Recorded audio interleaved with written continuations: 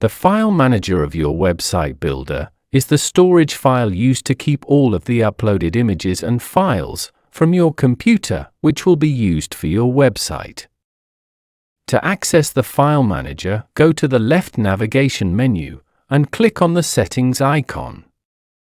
In the Website Settings window, click on File Manager and select View All Images or View All Files, depending on which files you would like access to.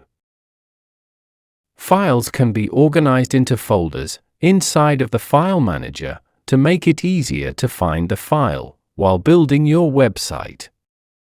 To create a new folder, click on the Add Folder button. Inside the Create New Folder window, enter a name for the new folder. Then click on Submit. A new folder will be displayed on the left of the File Manager window. You can now easily organize your images into the correct folders. To delete a folder, place your cursor on the folder and click on the dustbin icon.